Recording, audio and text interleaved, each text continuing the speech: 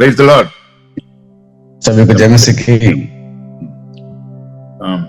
இந்த காலை வேளையிலே உங்கள் அனைவரையும் பார்ப்பதிலே எனக்கு ரொம்ப சந்தோஷம். आज सुबह का समय में आप सब लोगों को देखने के लिए मुझे बहुत खुश हो रही है। புதிய மாதத்துல ஆகஸ்ட் மாதத்துல தேவன் உங்கள் அனைவரையும் பழுகி பெருக செய்வாராக। एक नया साल में अभी अगस्त महीना में परमेश्वर ने हम सबको बहुत आज से वो आशीष करे और उन्नति में लेकर आए हैं। நான் நினைக்கிறேன் எல்லாருமே பிஸியா இருக்கிறீங்க, ஓடி ஓடி ஒழித்து செய்றீங்க, கர்த்தர் எல்லாரையும் உபயோகப்படுத்துறாரு நான் விசுவாசிக்கிறேன்। मैं विश्वास करता हूँ कि आप सब लोग बहुत ही व्यस्त हैं और दौड़ दौड़ कर परमेश्वर की सेवकाई करते हैं। परमेश्वर आप सबको आशीष करे। இன்னைக்கு கூட பிரசங்கி 2ஆம் அதிகாரத்தை நாம் தியானிக்க இருக்கின்றோம்। आज हम लोग तमोपदेश का दूसरा अध्याय को ध्यान करने वाले हैं। இதை தியானிக்கிறதுக்கு முன்பாக பிரசங்கி ஏன் சாலமோன் எழுதினாரு, தாவீது சாலமோன் 3 புத்தகங்கள் எழுதியிருக்கிறாரு, சங்கீதத்தை எழுதியிருக்கிறாரு, நீதிமொழிகள் எழுதியிருக்கிறாரு, 4 புத்தகங்கள் இருக்காரு, சங்கீதம், நீதிமொழிகள், பிரசங்கி, உன்னத பாட்டு, இந்த 4 புத்தகங்களுடைய பேக்ரவுண்ட் என்னங்கிற சொல்லிட்டு நான் உள்ள போறேன்।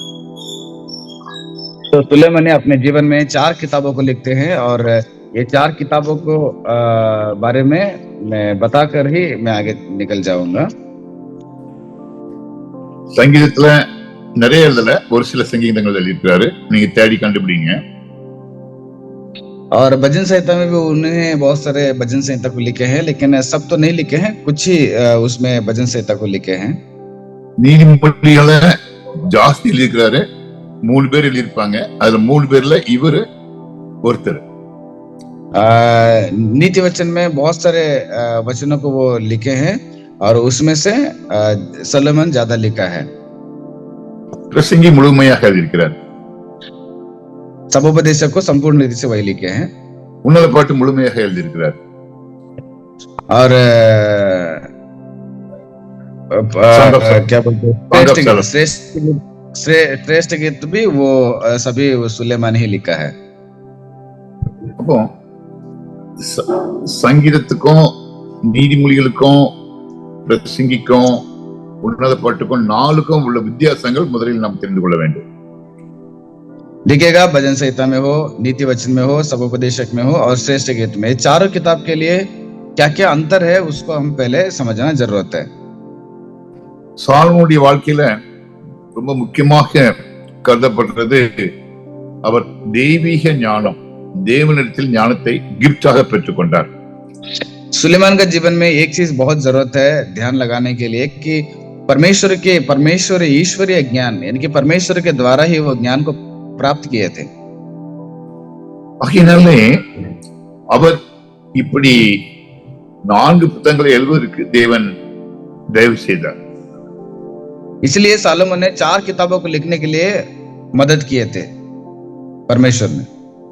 ஆண்டவர் அவர் ஞானத்தை மட்டும் தான் கேட்டாரு, ஆண்டவர் ஞானத்தை மட்டும் இல்ல செல்வத்தையும் கூட்டி கொடுத்தார், சொத்து சுகம் எல்லாத்தையும் அவருக்கு கூட்டி கொடுத்தார்। परमेश्वर ने सुलेमान को केवल ज्ञान नहीं है बल्कि धन संपत्ति ये सारा चीज को बटोर कर ज्ञान के साथ साथ दे दिए थे। தன்னுடைய சொந்த வீட பெரிய வீடு கட்டினார், अपना खुद का एक सबसे बड़ा घर सुलेमान ने बना लिए। தன்னுடைய மனைவிகளுக்கு வீடு கட்டி கொடுத்தாரு, अपने पत्नियों को भी घर बना के दिया सुलेमान। தாவீதினுடைய ஆசையை நிறைவேற்றி பெரிய தேவாலயத்தை கட்டினாரு। दावीद का इच्छा को पूरा करते हुए परमेश्वर ने सुलेमान के वजह से ही एक बहुत बड़ा भव्य मंदिर को बना लिए। ஆகையினால ரொம்ப முக்கியம், சாலமோனுடைய வாழ்க்கையில எல்லாத்தை விட எல்லாரும் அதிகமாக அவர் பாராட்டுறது அவருடைய ஞானத்தை பற்றி தான் பாராட்டுவாங்க। तो इसलिए सुलेमान का जीवन में सबसे ज्यादा अगर लोग तारीफ करते हैं तो सुलेमान का ज्ञान को लेकर ही तारीफ करते हैं। ஆனா அவருடைய இளமை வாழ்க்கை நல்லா இருந்துச்சு, கடைசியான வாழ்க்கை அவ்வளவு நல்லா இல்ல। उनका जो शुरुआत का जिंदगी बहुत अच्छा रहा, लेकिन अंतिम का जो समय है सुलेमान का वो अच्छा नहीं रहा। அவருடைய எண்டு ரொம்ப பாவங்கள்னு சொல்றதை விட அவர் தேவனுக்கு பிரியமில்லாத காரியங்களை நிறைய செய்து விட்டார். क्योंकि सुलेमान अपना अंतिम समय में जो पाप का बोल नहीं सकते, लेकिन परमेश्वर को पसंद ही नहीं है ऐसे एक जीवन उन्होंने बिताए. தேவனுக்கு பிடிக்காதது பழைய ஏற்பாட்டுல 2 காரியம். ஒன்று விபச்சாரம், இரண்டாவது சிலை வணக்கம், ஐடல் வர்ஷிப். இந்த 2 காரியத்தை அவர் செய்தார். तो परमेश्वर को पुराने नियम में नापसंद होने वाले 2 कार्य प्रिय, वो सबसे पहला वो है वो व्यभिचार करने का, और दूसरा जो है वो मूर्ति पूजा करने का. ஆகையினால ஏன்னா அவருடைய சிலை வணக்கம் செய்யணும்னு அவரு ஆசைப்படல. ஆனா அவருடைய மனைவிகள், அதாவது விசேஷமாக பார்வோன் இடத்துல இருந்து அவனுடைய மகளை கல்யாணம் பண்ணியிருந்தாரு. அவங்க எல்லாமே அங்கங்கெல்லாம் மேடை கட்டி இவரை ரொம்ப டைரக்ட் பண்ணி விட்டாங்க. तो देखिएगा, सुलेमान नहीं चाहते थे, लेकिन सुलेमान ने फिरौन के बेटियों को शादी करके लाया, और उन्होंने क्या कर दिया, यहाँ पर जहां चाहे वहां पर छोटा छोटा मंदिर बनाकर सुलेमान की जिंदगी को ही वो लोग बर्बाद कर दिए. ஒன்று ராஜாக்கள் 4ஆம் அதிகாரத்தை நீங்கள் படித்து விட்டு இந்த பிரசங்கியை படித்தால் உங்களுக்கு நன்றாக புரியும்.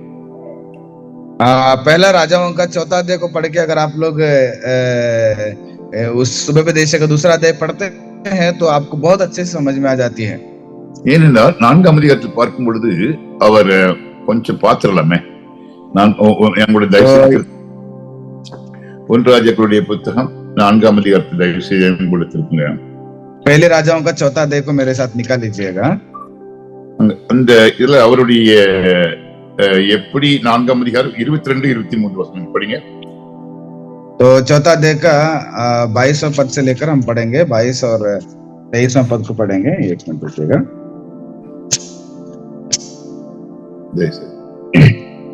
सुलेमान की एक दिन की रसोई में इतना उड़ता था, अर्थात 30 कोर मैदा, 60 कोर आटा, 10 तैयार किए हुए बैल, और चराये में से 20 बैल और 100 भेड़ बकरी, और इनको छोड़ हरिन, चिकारे, यकमूर और तैयार किए हुए पक्षी. இவர் ஒரு ஆள் சாப்பிட்டு மாட்டாரு. அவர் அரண்மனையில அவர் இந்த மாதிரி செலக்டிவ் ஃபுட்களை சாப்பிட்டாரு. உலகத்திலேயே யாருமே சாப்பிடாத அளவுக்கு இவர் அழகாக ரொம்ப சாப்பிட்டார். तो देखिएगा, सुलेमान अपने जीवन में केवल वो नहीं है, बल्कि उसके भवन में जितने भी लोग हैं वो सब लोग चूस कर, यानी कि अलग अलग प्रकार के भोजन को खाने का एक इंतजाम वहां पर था उनका. அதே 4ஆம் அதிகாரம் 10 வசனத்தை படிங்க. அவர் பல கட்டடங்களை கட்டினார். तो 4 अध्याय का 10वां पद को अगर पढ़ते हैं तो वहां पर भी लिखा गया है कि बहुत सारे भवनों को वो उन्होंने बनाए थे. பிரியமானவர்களே, 10 படிங்க प्लीज. 10 वहां पर ऐसे लिखा है कि अरबोत में बेनहेसेद, जिसके अधिकार में सोको और हेपेर का समस्त देश था, 14.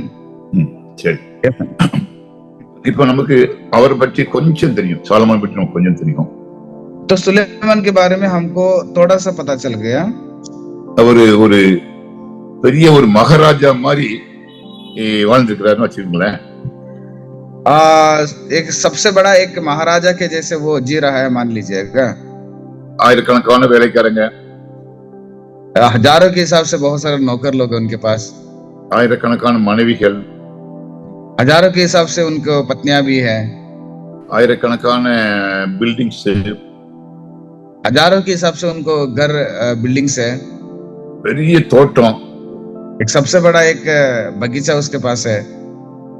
அரண்மனையில இவருடைய ஞானத்தை கேட்கறதுக்குன்னு நிறைய ஒரு கூட்டம், பெரிய பதவி. तो बंगला में, भवन में इसका ज्ञान को परीक्षा करने के लिए सबसे बड़ा एक झुंड वहां पर अलग अलग प्रकार के लोग आए थे. ஊர்ல எல்லாம் அவரை பற்றி பெரிய அட்வர்டைஸ்மெண்ட். गांव में उसके नाम बहुत सबसे बड़ा एक फैला हुआ था.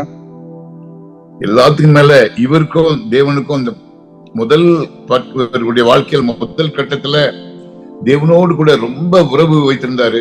அவர் ஒரு அருமையான ஜெபத்தை பண்றாரு. அந்த ஜெபத்தை பாத்தீங்கன்னா எருசலேம் ஆலயத்தை திறந்த உடனே அவர் இருந்து ஆண்டவருக்கு பணிவாக தாழ்வாக ஜெபிக்கிறார். तो इतना नहीं है बल्कि सुलेमान परमेश्वर के साथ एक अच्छा एक रिश्ता बना हुआ था। आप देखिएगा उस परमेश्वर का भव्य मंदिर बनाने के बाद इतना अपने आप को झुक कर क्या करता है, परमेश्वर से वो प्रार्थना भी करने वाला था। பண்ண சாலமோன் மற்றவர்கள் இடர்களாக மாறிவிட்டார். देखिएगा इतना सब कुछ किया लेकिन किसी दूसरे का वो गुलाम जैसे बन गया था। கர்த்தருக்கு பிரியமில்லாத காரியங்கள் செய்ய ஆரம்பித்து விட்டார். परमेश्वर को जो पसंद नहीं है वो सारे काम करना शुरू कर दिया। அவனுடைய முடிவு நாட்கள் துக்ககரமாக மாறிவிட்டது.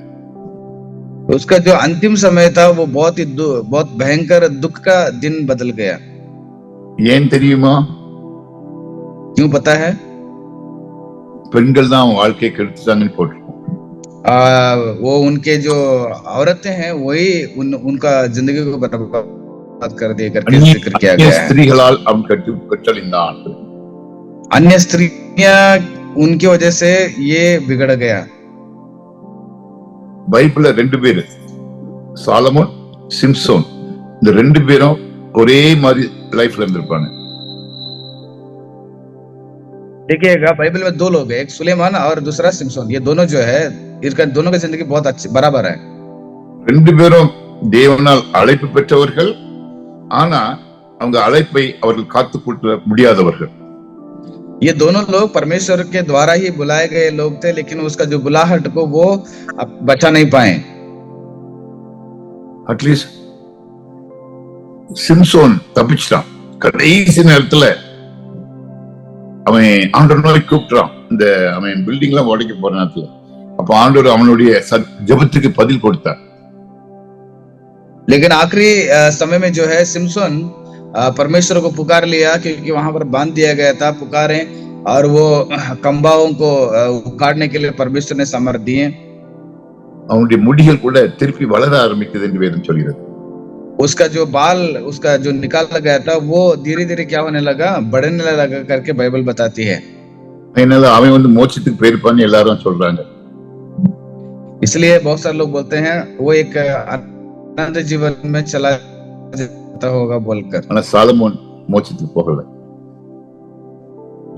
लेकिन सुलेमान जो है वो आनंद जीवन की ओर नहीं चला गया। நிறைய பேர் பிரசங்கம் பண்றாங்க, ऐसे बहुत सारे लोग प्रचार करते हैं। நாம அதை அக்செப்ட் பண்ணுமா பண்றது அது உங்க பொறுப்பு। उसको आप स्वीकार करते हैं ना करते हैं वो आपकी जिम्मेदारी है। என்னடா நரகத்துக்கு போற ஒரு மனுஷனை வச்சு கை கைன்னு கத்திட்டு இருக்காருன்னு நினைக்கிறீங்களா? आप लोग सोच रहे हैं क्या जो नरक में जो चला गया है उस आदमी को लेकर आप सुबह सुबह आकर आप चिल्ला रहे हैं क्या बोल के? நிறைய பேர் வந்து எபிரேயர் 11ஆம் அதிகாரத்தை அவங்க வச்சுக்கிட்டு அதுல யார் யார் பேர் வந்திருக்குதோ அந்த பேர்ல உள்ளவங்க தான் பரலோகத்துக்கு போவாங்க, அதுல யார் யாரெல்லாம் ஆப்சென்ட்டோ அவங்க நரகத்துக்கு போறாங்கன்னு தான் நிறைய வேத பண்டிதர்கள் சொல்றாங்க। बहुत सारे बाइबल के विद्वांस ने बोलते हैं कि इब्रानियों के 11वां अध्याय को पढ़ के जिस अध्याय में जिसका नाम जिक्र किया गया है वो सब स्वर्ग में जाते होंगे, लेकिन उनके जिसका नाम इस अध्याय में नहीं जिक्र किया गया है वो स्वर्ग में नहीं जाते हैं। 32 வசனத்துல பார்க்கும்போது அங்க சிம்சோன் பெயர் போடப்பட்டிருக்கும்। उधर 32वां पद को पढ़ते हैं तो 11वां अध्याय का इब्रानियों का, तो वहां पर सिमसोन का भी नाम लिखा गया है। ஆனா சாலமோன் பெயர் அங்க இருக்காது। लेकिन सुलेमान का नाम उधर नहीं रहेगा। அதனாலதான் எல்லாரும் சொல்றாங்க சாலமோன் வந்து இவ்வளவுதான் செஞ்சிருந்தாலும் இவ்வளவுதான் புத்தகங்கள் இருந்தாலும் அவருடைய லைஃப் வந்து அவ்வளவு ஆண்டவரால் ஏற்றுக்கொள்ளப்படாத ஒரு வாழ்க்கை என்று சொல்லிட்டார்। इसलिए बहुत सारे लोग बोलते हैं कि सुलेमान कितना भी वो किताबें लिखे और कितना भी प्रार्थना करे, लेकिन परमेश्वर ने स्वीकार ना करने वाले जिंदगी सुलेमान ने बिताया। சாலமோனுடைய முதலாவது வாழ்க்கையில அவர் வந்து உன்னத பாட்டை எழுதியிருக்கலாம்। तो सुलेमान का जो जिंदगी में सबसे पहला जो है वो सबोपदेशक को लिखे होंगे। ஏன்னா உன்னத பாட்டு வந்து தேவனுக்கும் ஒரு மனிதனுக்கும் உள்ள அன்பை குறிக்கிறது। क्योंकि माफ कीजिएगा, श्रेष्ठ गीत जो है परमेश्वर और मनुष्य के बीच में रहने वाला प्यार को वो क्या करता है, वो जोड़ता है. சாலமோன் அங்கு ஒரு அருமையான நல்ல அழகான கர்த்தர் மேல தன்னுடைய பாசத்தை காட்டுவதுதான் உன்னதமான அன்பு, காட்டுவதுதான் உன்னத பாட்டு. यहाँ पर सुलेमान जो है परमेश्वर का जो प्यार को बहुत अच्छे रीति से क्या करते हैं, बहुत ऊंचे स्थान में वो दिखाता है. वही श्रेष्ठ गीत है. இரண்டாவதாக தேவன் கொடுத்த ஞானத்தை வைத்து அவர் சங்கீதத்தை எழுதினார். और उसके बाद परमेश्वर ने दिए हुए ज्ञान को लेकर क्या कहे होंगे, वो भजन संहिता को लिखे होंगे. சங்கீதம் 150 சங்கீதமும் அது தேவனை துதிப்பது அல்லது தேவனை உயர்த்துவது. சங்கீதத்தின் நோக்கமே தேவனை உயர்த்துவது. देखिएगा, भजन संहिता में 150 अध्याय है. उसका मतलब ये है कि परमेश्वर को स्तुति करना और परमेश्वर का हमेशा तारीफ और महिमा करना. நீதிமொழிகளுடைய நோக்கமே, நீதிமொழிகள் அப்புறம் எழுதுறாரு, அது அவருடைய முழு தெய்வீக ஞானத்தின் மூலமாக எழுதுகிறார். तो नीति वचन जो है पूरा संपूर्ण ज्ञान से भरकर वो नीति वचन को लिखते हैं. तीसरा, அது உலக ஞானம் இல்ல. அந்த நீதிமொழி பிரகாரம் நீங்களும் நாம் நடந்தோம்னா அங்கு கண்டிப்பாக நம்ம அது பரலோகத்தை வீட்டில் அனுபவிக்க முடியும். பரலோகத்தை குறித்த ஒரு அருமையான புத்தகம் தான் நீதிமொழிகள். तो नीति वचन के हर एक बातों को अगर हम सही ढंग से अगर पालन करते हैं तो एक स्वर्ग का जो अनुभव है हमारे परिवार में देख सकते हैं. स्वर्ग के अनुभव से भरा हुआ चीज ही वो नीति वचन में है. ஆனா பிரசங்கி அப்படி அல்ல. लेकिन समुपदेशक ऐसा नहीं है. அவருடைய முடிவு மரணத்துக்கு முன்பாக கடைசியாக எழுதப்பட்ட புத்தகம். उसका जो मृत्यु के आखिरी समय में लिखी हुई ग्रंथ था. அவருடைய அனுபவங்களை வைத்து எழுதிய புத்தகம். वो अपना अनुभव को लेकर लिखी हुई ग्रंथ था. அவர் பின்வாங்கிய பின்பு எழுதிய புத்தகம். वह पीछे चलकर लिखी हुई ग्रंथ था. அவருடைய கண்களுக்கு எல்லாமே மாயையாக இருந்தது. उसके आंखों में सारा चीज माया के जैसे दिख रहा था. அவர் ஒரு பயத்தில் எழுதுகிறார். वो एक डर में वो लिख रहे थे. ஒரு தேவனுடைய மனிதனுக்கு வேனிட்டி அல்லது மாயை என்பது இல்லவே இல்லை. देखिएगा, एक परमेश्वर के दासों को, भक्तों को माया वो कभी होता ही नहीं है. அவனுடைய வாழ்க்கையில ஒவ்வொரு நாளும் சந்தோஷமோ சமாதானமோ ஆண்டவர் மேல உள்ள பற்றும் நாளுக்கு நாள் வளர்ந்து கொண்டே இருக்கும். जो परमेश्वर के लोगों को परमेश्वर का जो प्यार हो गया, ज्ञान हो गया, हर रोज क्या होता रहेगा, वो परमेश्वर की तरफ बढ़ते जाएगा. ஒரு நிமிடம் கூட வேஸ்ட் கிடையாது. उसके लिए एक मिनट भी वो उसका वेस्ट नहीं होता है. ஆனா பாவிகளுடைய மனதுல ஐயோ ஒரு பயம் உள்ள இருக்கும். ரெண்டாவது அவனுக்கு என்று பற்றி ஒன்னும் தெரியாது. लेकिन पापियों के जीवन में देखिएगा, सबसे पहले उसके जीवन में डर रहेगा और दूसरा उसका जो अंतिम के बारे में कभी भी उसके बारे में पता नहीं चलता है. எல்லாமே அன்சர்டன் சொல்லுவாங்க ஆங்கிலத்துல. எல்லாமே நிலையில்லாமல் அவனுடைய கண்களுக்கு தெரியும். तो उसके जीवन में जो है ना, सारा चीज गड़बड़ी दिखाई देता है. நேற்றைய தினத்துல என்னுடைய பிரசங்கம் சண்டே மெசேஜ் நீங்க யூடியூப்ல கேட்டு பாருங்க. அதுல நான் என்ன பேசுறேன்னா, 2 மனதுள்ள மனிதன் எப்படி இருப்பான், ஒரு single minded, double minded. Double minded மனுஷன் எப்படி இருப்பான், சிங்கிள் மைண்டட் மனுஷன் எப்படி இருப்பான், சிம்சோனுடைய வாழ்க்கையை விவரிக்கிறேன். तो आप कल के संदेश को आप मेरा देख लीजिएगा, यूट्यूब में है. वहां पर 2 विषय को मैंने बताया. एक मन वाला व्यक्ति के बारे में और दुविधा मन वाले व्यक्ति के बारे में, जो सिम्सोन का कहानी को लेकर मैंने समझाया था.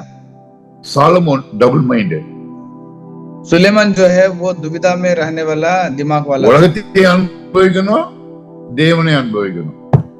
वो 2 प्रकार का सोचता है. संसार को भी मुझे अनुभव करना है और परमेश्वर को भी अनुभव करना चाहिए. அது கிறிஸ்தவ வாழ்க்கையில் நடக்கவே நடக்காது. वह मसीह के जीवन में होगा ही नहीं.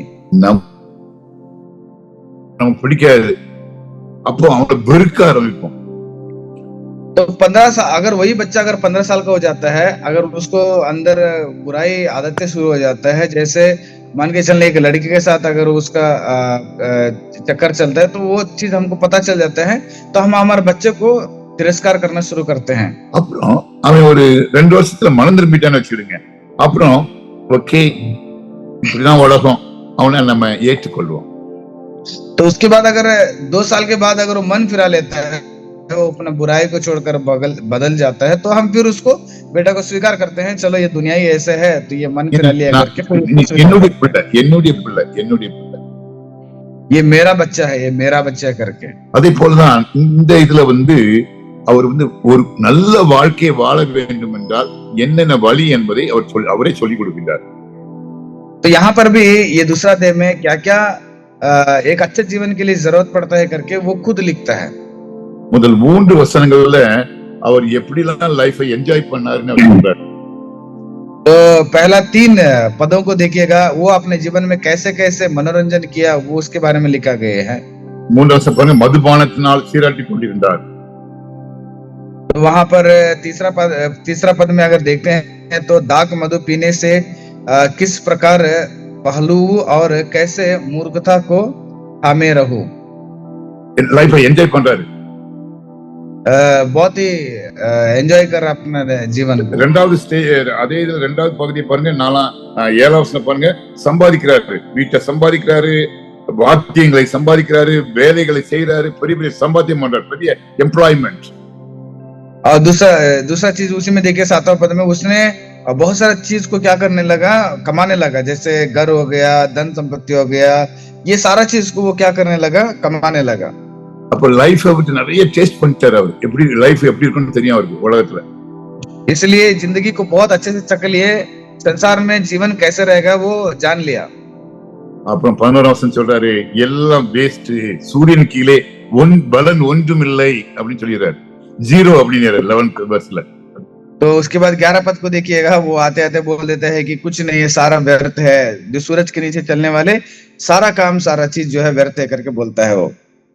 பிரியமானவர்களே, இந்த கால வேளையில முழு அதிகாரத்தை சொல்றதுக்கு நேரம் இல்ல, ஆனா ஒன்னே ஒண்ணு நான் என்ன சொல்றேன்னா, இந்த அதிகாரத்துல பார்க்கும்போது படிச்சு பாருங்க, அடுத்த பகுதி நீங்களே படிச்சுக்கிடுங்க. ஆனா ஒன்னே ஒண்ணு சொல்றேன், நிறைய பணம் இருந்துச்சுன்னா, படிப்பு இருந்துச்சுன்னா, ஆசை இருந்துச்சுன்னா ரொம்ப நல்லா இருக்கும்னு நம்ம நினைக்க கூடாது. ஆண்டவரோடு கூட கடைசி வசனம் பாருங்க, அவரு எவ்வளவு பணம் இருக்குதோ அந்த அளவுக்கு ஆண்டவர் தொல்லைகளையும் கொடுக்கிறார் சொல்லி அவர் முடிக்கிறார் இந்த அதிகாரத்துல. அதனால நமக்கு ஆண்டவர் நம்ம கூட இருந்தா போதும், இருக்கிற திருப்தியா இருப்பதே ஒரு நல்ல நிலைமைங்கிற சொல்லிட்டு இந்த காலங்களிலே தியானம் பண்ணிக்கிறேன்.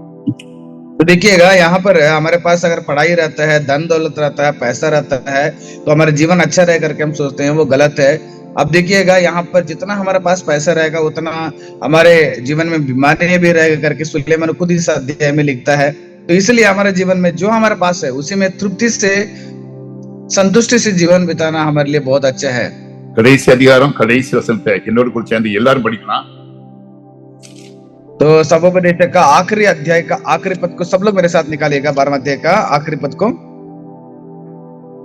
चैप्टर 12-14 सब लोग निकालिएगा। सबोपदेशक का 12वां अध्याय का 14 पद को सब लोग मेरे साथ निकालिएगा। ஒவ்வொரு கிரியையும் அந்தரங்கமான ஒவ்வொரு காரியத்தையும் நன்மையானாலும் தீமையானாலும் தேவன் நியாயத்திலே கொண்டு வருவார்। क्योंकि परमेश्वर सब कामों और सब गुप्त बातों का चाहे वे भली हो या बुरी न्याय करेगा। அதனால இந்த கால வேளையிலே கர்த்தர் பார்த்து கொண்டிருக்கிறார், எல்லாத்தையும் செய்வான்னு சொல்லி நான் உங்களுக்கு விடைபெறுவேன்। கர்த்தர் ஒவ்வொருவரையும் ஆசீர்வதிப்பார்। तो इसलिए मैं आप लोगों को आखिर में ये बात बताना चाहता हूँ, परमेश्वर हमारा हर एक के कामों पर नजर रखते हैं, वो हर एक के कामों को देखता है। परमेश्वर आपको इस अध्याय के द्वारा आशीष करें। मैं यहाँ पर समाप्त करना चाहता हूँ। அன்பு ஆண்டவரே, இந்த அருமையான வேளையிலே என்னோட கூட தியானிக்கும் ஒவ்வொருவரையும் ஆசீர்வதியும், அந்தரங்கமான ஒவ்வொரு காரியத்தையும் நியாயத்திலே கொண்டு வருவீரே நான் விசுவாசிக்கிறேன்। அதனால பெரிய காரியங்களை செய்யும் நாங்க உங்களுக்கு உண்மையா இருக்க கிருபை தாரும்। இயேசு கிறிஸ்துவுக்கு கேட்கிறோம், ஆமென்। ये मेरे मन यहोवा को धन्य कह और जो कुछ मुझ में है उसके पवित्र नाम को धन्य कहे। ये मेरे मन यहोवा को धन्य कह और उसके किसी उपकार को ना भूलना। आमीन। தேங்க்யூ தம்பி. God bless you. God bless you.